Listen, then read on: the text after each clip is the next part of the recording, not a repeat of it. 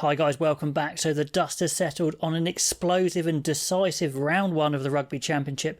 I'm going to talk about some players, do a little bit of review of some winners and losers, 10 winners, 10 losers. Now I'm not going to talk about every single player, just the ones that caught my eye. So I'd love to know what you guys think, because it's always a bit subjective, this, or a lot subjective.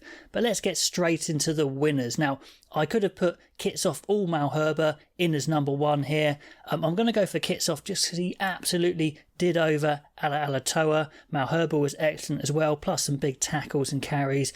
I think cementing his place as the best loosehead in the world at the moment, I think. At 2, in the back row, maybe I should have gone Van Staden because he had a brilliant impact on the game. Tackles, carries, made loads of metres, but he did miss quite a big overlap on the right once. Maybe I shouldn't have put so much weight on that. But I'm actually going to give number 2 here to Dwayne Vermeulen because I thought he made a real statement. Yes, he's an elder statesman, but he looked very athletic. His carries were absolutely vicious.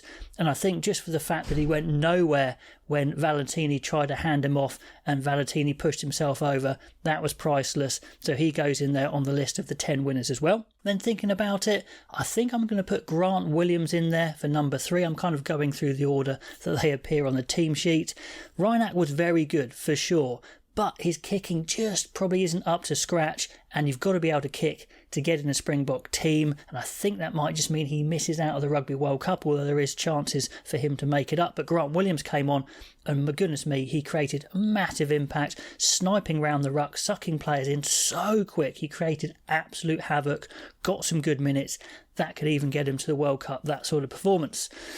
Then in at number 10, let's take Libbok as well. He was excellent, so fast and flat to the line. He's an absolute menace running with the ball, but he's a natural passer as well. So it's not like he's got blinkers on, which I really like. So his triple threat of kick, run, pass is very, very present there. Defences can't take their eyes off him. And he'll chuck out beautiful passes as well. They got the ball wide, so much better than the Springboks do sometimes. And Libbok at 10 is a real option now.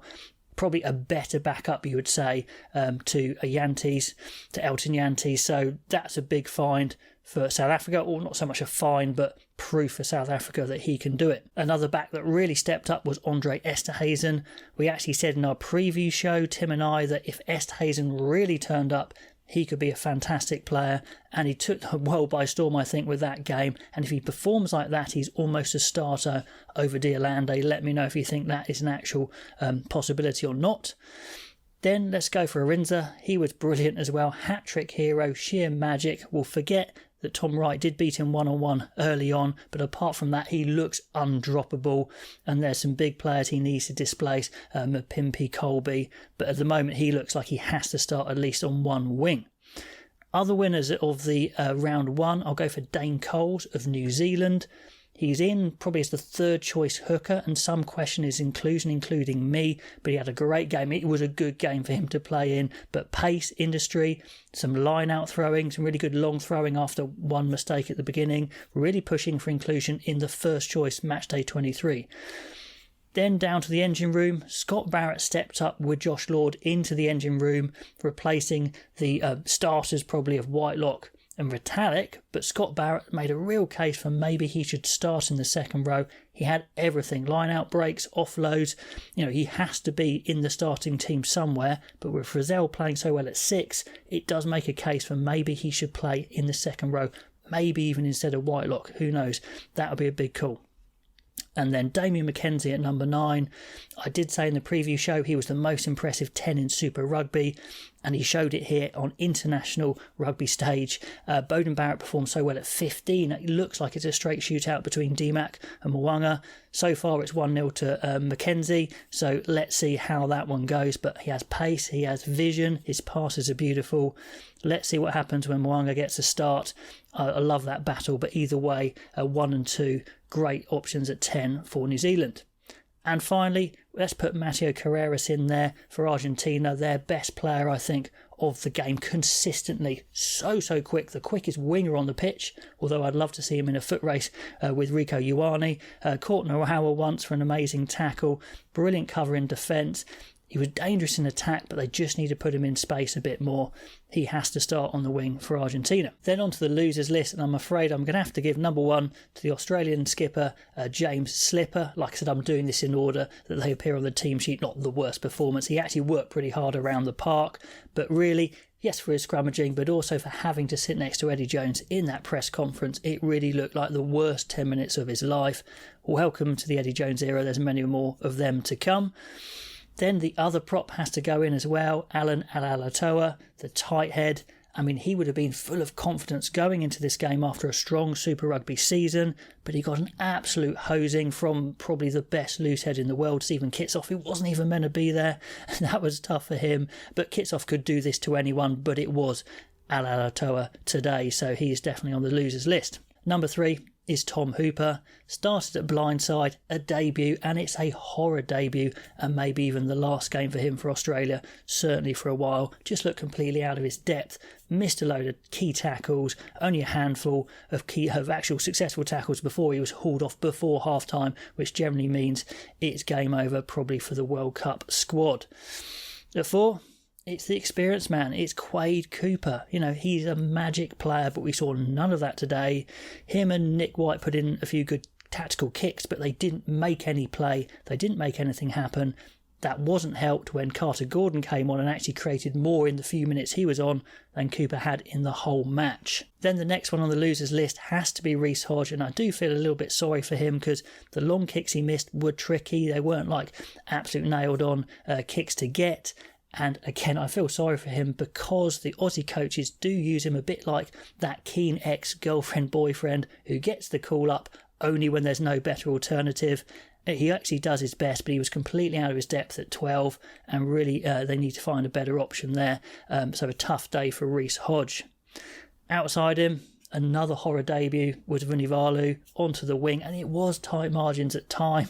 Again, I feel a bit sorry for him, but tight margins, make all the difference in top level rugby. Arenza roasted him round the outside on that switch of that nice line out play, that switch to blind, struggled under the high ball, caught in possession with Narakwana Tuwezi, Pataya Kellaway.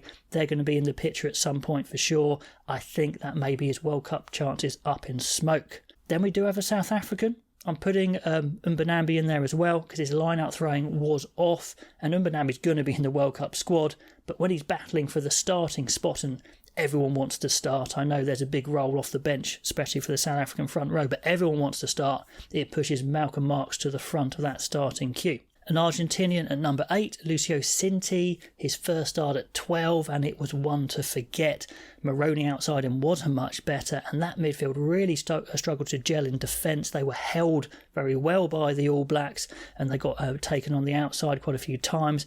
But also, as an ex-Sevens player, it was a bit troubling to see Cinti struggling for speed, outpaced by Dane Coles, the hooker, and he tried to make an outside arc to finish later in the match and got nowhere near it. So not a good day for him or the Argentinian centres, or indeed the half-backs. I'm going to have to put Bertrand in there at number 9 because it was his 50th cap.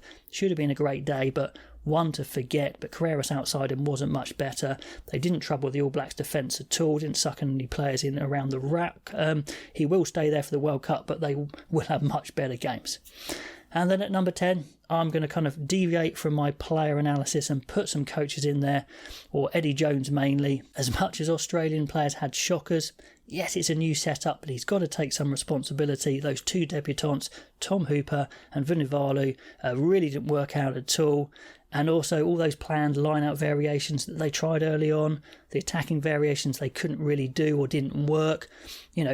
Loads of forward passes, loads of bad mistakes as well. And then to make it a bit worse, instead of taking it in good grace in the press conference, he was going in there looking for a fight, completely lost his cool, which he's done many times before for England. There was a pretty reasonable question saying, look, this South African team contained a lot of second choice players, a bit of a B team. What do you think about that? And Eddie Jones said it was unreasonable and you're a smart ass and all this sort of thing. But it was a really reasonable question because look at it. You've got like the 5th and 6th choice second rows, maybe the 3rd choice open side. I'm going rough here. 2nd or 3rd choice number 8. None of the top 2 scrum halves. 2nd or 3rd choice fly half. 2nd choice 12. 4th choice winger. This was a reasonable question to ask. Eddie Jones should have just answered it in a professional way, but he threw his toys out of the pram.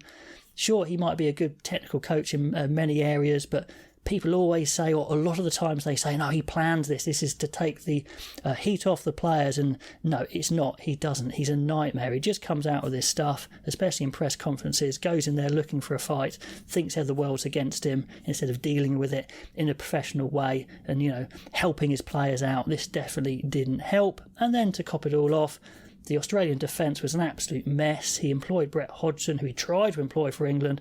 Many people said, why is this guy here? He's not ready for international rugby. And certainly on this showing, it didn't look good at all. No line speed at all. And the minimum you want from your defence is good line speed. I mean, Argentina stepped up their line speed a lot in their second half, but Australia had none of it. And it was riddled with holes, a calamitous day for the coaches. Eddie Jones says they'll be better against Argentina, and I'm sure they will, because they can't be much worse. Anyway, guys, that's my little roundup of 10 winners, 10 losers from this interesting round one of the Rugby Championship. Let me know what you guys think below, and I'll catch you next time.